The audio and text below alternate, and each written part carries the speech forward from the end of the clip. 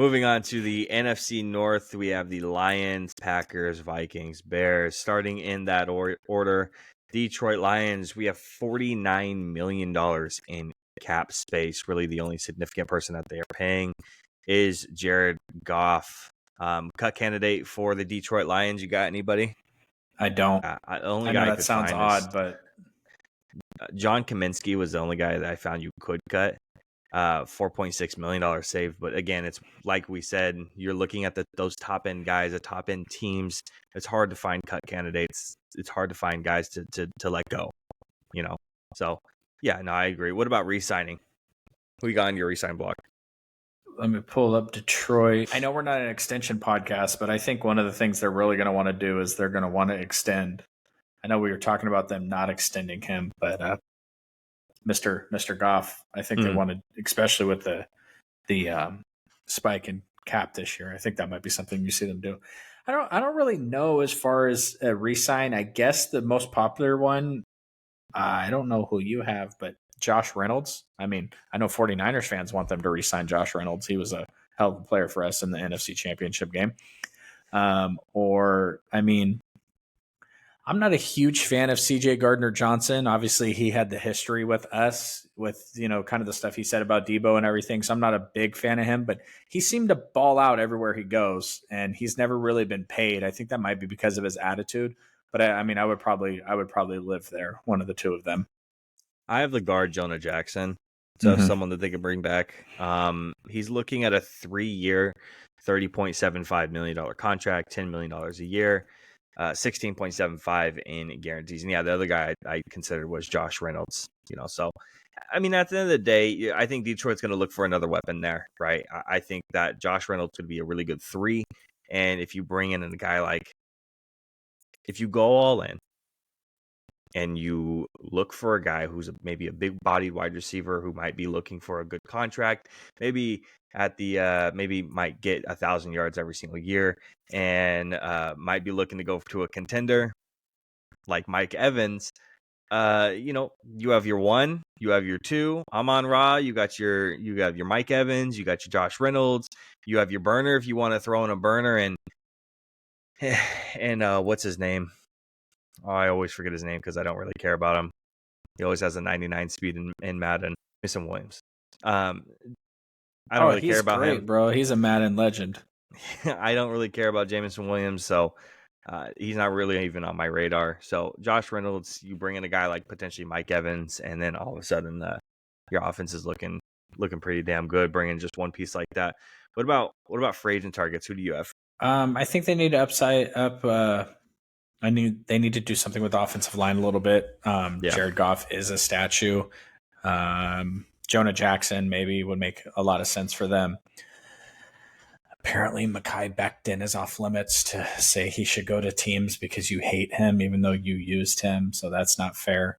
But offensive line there, I do like the idea of them getting another running back. No, I'm just kidding.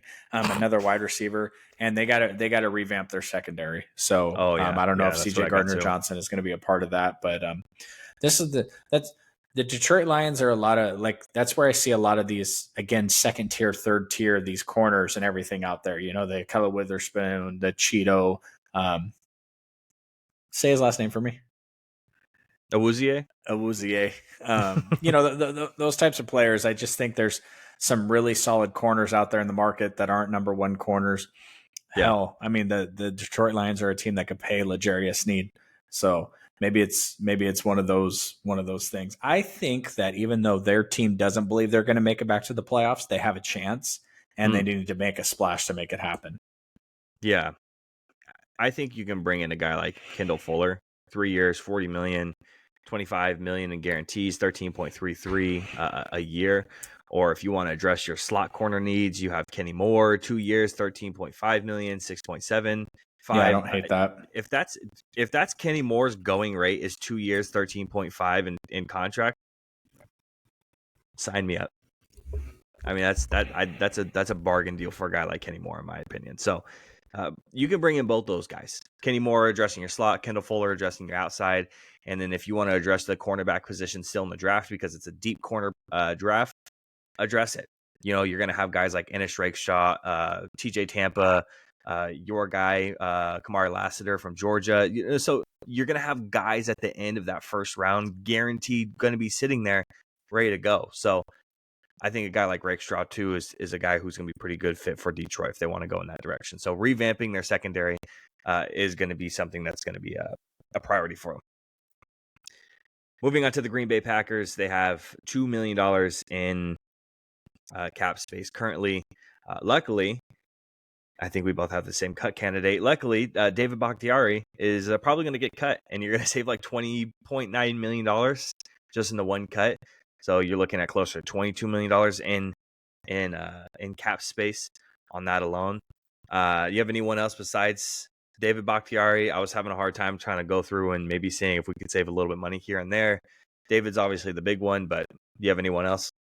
I don't even think they're going to cut him, to be honest with you. You don't think so? No, he's been a cut candidate for like 4 straight seasons. They just keep bringing his raggedy ass back to camp. So at this point, it would shock me if they did. Yeah. He's only 33. Yeah, but he's played like 9 games in 3 seasons. Yeah, okay, he has the largest cap figure of any non-quarterback at just under $40 million. That's ideal if you want to build a.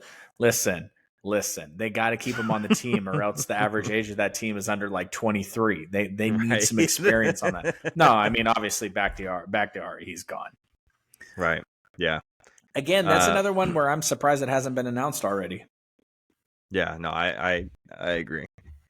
Re-signing candidates, safety is a position that they might want to address, and even though he's played well in coverage and he can't tackle very well.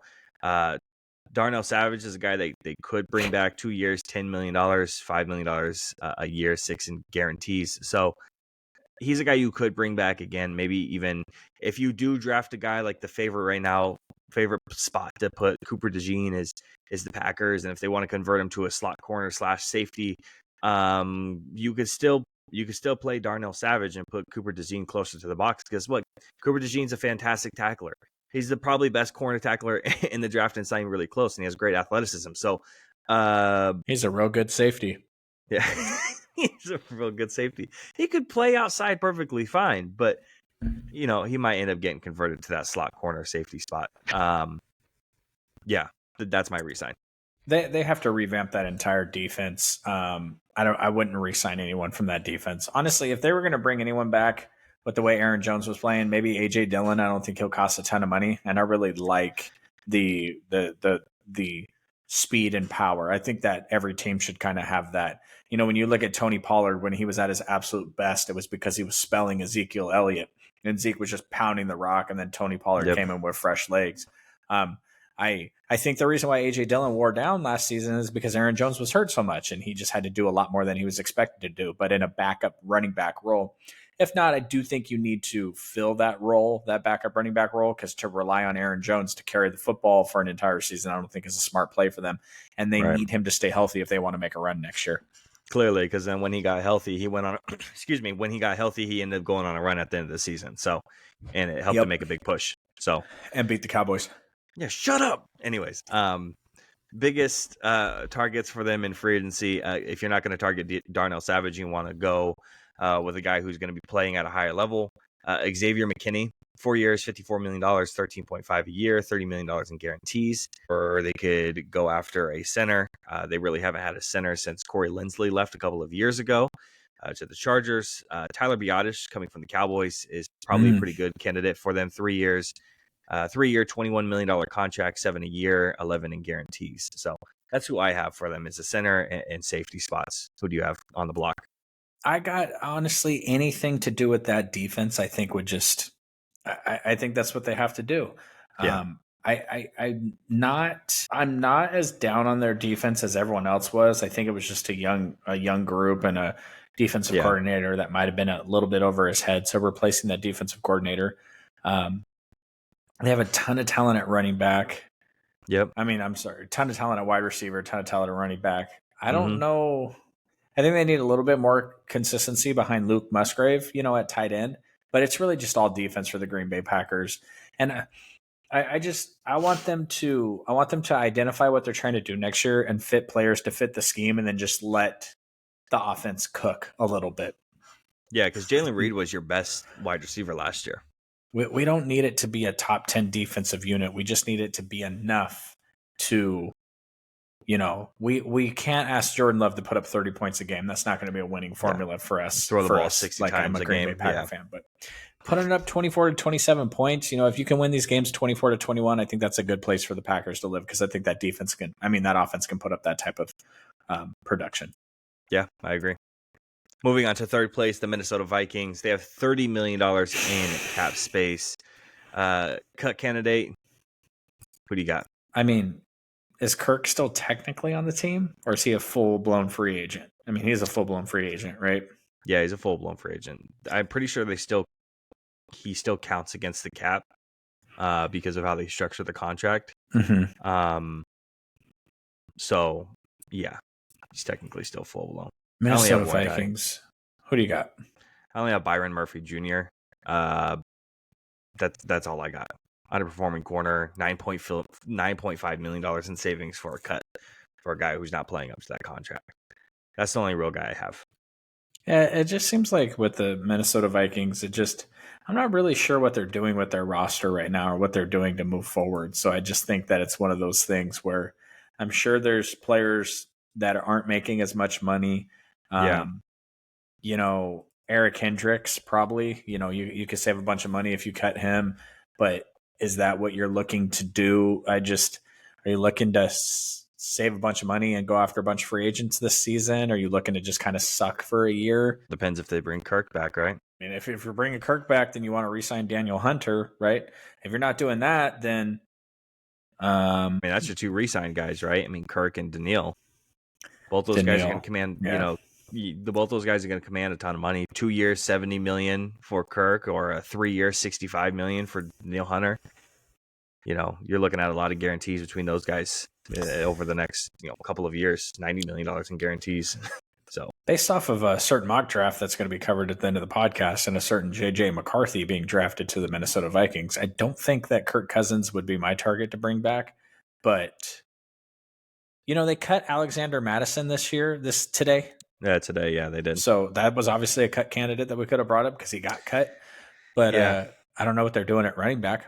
So maybe a potential. I know we haven't segued right to that, but I don't know what are the Minnesota Vikings trying to accomplish next year? Like, they're just going to be like mediocre. Like, and I don't really like I've said like 16 times in the past 30 seconds. I apologize. The GM basically came out and was like, yeah, we're going to cut back. We're going to scale back. We're going to, nobody tanks in the NFL. So what's the goal? That if I was a media member, if I was credentialed, which would never happen, I would just, hey, what's your guys' goal for next season? What do you expect to accomplish next season? Because, it doesn't feel like they're doing much. Yeah. I think the big thing they need to work on is, obviously, if you are gonna draft a guy like JJ McCarthy, you have good offensive weapons, right? You have two good wide receivers, you have a good tight end, you have a good offensive line. You need to work on your defense. And the thing is who gets the final say here for the Minnesota Vikings defense? Is it the GM or is it Brian Flores? Because if it's Brian Flores, you're probably bringing in a corner, right? You're bringing corners like a Stephon Gilmore, or maybe you are trying to go big, or is it the GM who maybe is going to say, well, we need edge rushers and we want to go after a guy like Bryce Huff, right? 3 years, $50 million contract. A Jonathan Grenard, 3 years, $48 million contract. So who gets the final say on this defense? Because all Brian Flores wants to do is have these weird schemes where multiple rushers come in and odd angles, and there's no pure pass rusher outside of Danielle Hunter, which freed him up great. But if you're not going to bring him back, who's going to be the guy at that point? Because they don't really have another guy. So that's kind of my question for the free agent targets is edge rusher or corner. That's who I have. I just don't know which direction they're going to go, because to me, it's who gets the final say here. I mean, you got to do something. The more I sit here and think about it, you got to do something to keep Justin Jefferson happy, right? Have you already decided that you're moving on from him? Like you got his replacement on the roster. Everything the Minnesota Vikings are doing right now is very confusing to me. I'm not exactly sure what they're trying to accomplish. Yeah, there's a handful of teams that I think are a big question mark moving into free agency and the draft. I think the Vikings are one. The Patriots are a big question mark on what they're going to do with everything, because obviously they have almost damn near a whole new regime in. So yeah, there's a couple of teams out there you're kind of scratching your head saying what's going on next. Chicago Bears 60. Would you be surprised now that you brought them up? So I'm going to bring them up quickly before we talk about our favorite subject, which is Chicago Bears. Do you think that the Patriots can move up to 2? Yes. I think they could. I think that the Washington Commanders could be willing to move back to 3 because of Cliff Kingsbury and the type of offense he wants to run, and Jaden Daniels could run that type of offense. And I think the Patriots are drafting a quarterback at the end of the day, right? Now it's who do they like more, Jaden Daniels or Drake May? The Patriots made some interest. The GM for the Patriots made some interesting comments saying he was asked about what type of quarterback do you want? What type of qualities in quarterback do you look for? And he said character was a big one. He said you don't want a guy who's on the field and a bad play happens and he throws his arms up or he points at somebody saying it's your fault, right? Well, obviously you could say, well, Mac Jones did that because his character, his body language this year was absolutely atrocious. He would lose at poker.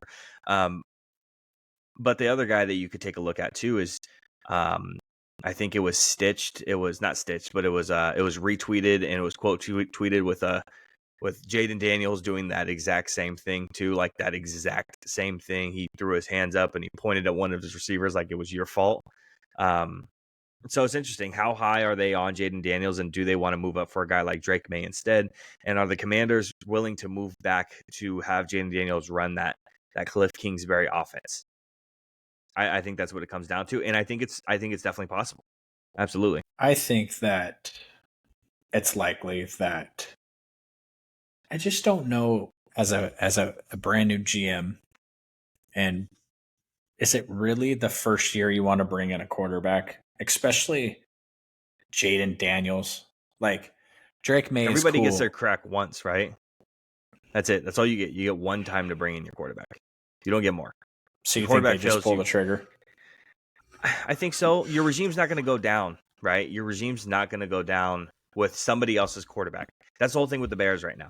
The Bears regime, the new people that are coming in, are not going down with Justin Fields. They're not the guys who brought in Justin Fields. They're not going to be the ones who are going to go down with him. And that happens every single year.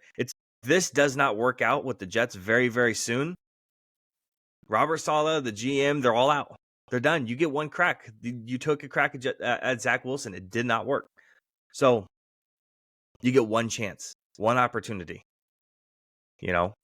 That's all you get. And so if the Patriots are this new regime's coming in, I think they're taking a crack at the quarterback, regardless of what happens, whether they trade up to 2 or they sit at 3.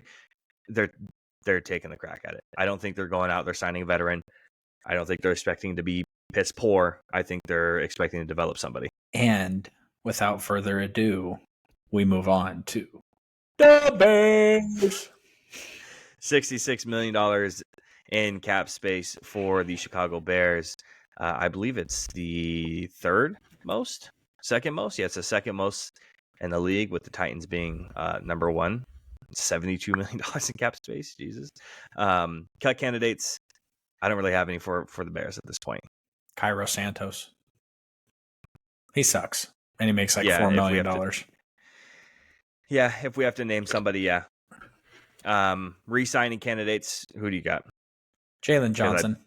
I think he's going to probably end up getting tagged. Obviously, a long-term deal is what you're going to be aiming for. I also have Darnell Mooney. Regardless if you draft a receiver at 9, Malik Neighbors, Rome Odunze, whatever it is, regardless if you draft him, you have DJ Moore, you have one of those 2 guys, and then on top of that, you have Darnell Mooney as a 3.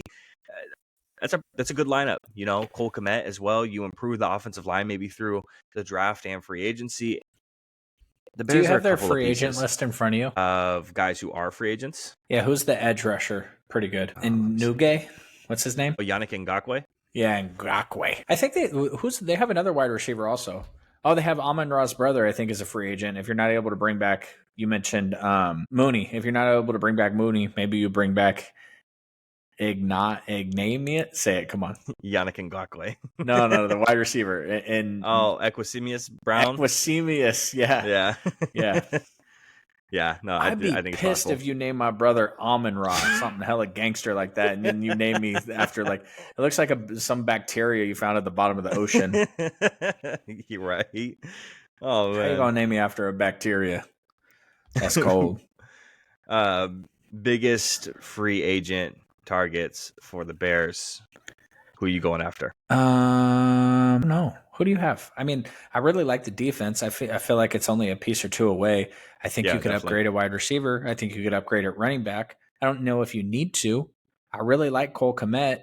You could always, wide receiver. I mean, guards is really what they have one good guard. That's boring though. End, You can go after the free agent offensive lineman stuff. I know you're grinding the tape on guards, Skoronsky style, but I more want them to go like go get Hollywood Brown for Caleb Williams. Like, yeah, I know you hate him, but go get somebody. Go get Quez Watkins. You know what I mean? Like, go get the Chiefs just cut what's his face, the fast guy today, MVS. MVS. You know what I mean? Like, go get a burner. Put somebody on the field. Madden legend Danny Gray. Put somebody out there that Caleb can just load up and chuck it. You got to do it once a half. And I don't even care if you I honestly think the team should do it more. Like, just overthrow the wide receiver by 3 or 4 yards. That way it's not a guarantee. It's not going to be an interception. It won't be anything bad. You just got to make the pass. Like, you got to threaten it. Yeah. Maybe Brandon Cooks will find his way over there. Who knows? Well, he does make $10 million next year, and he only had 600 pass receiving yards. So I know you cannot possibly replace that, but that's an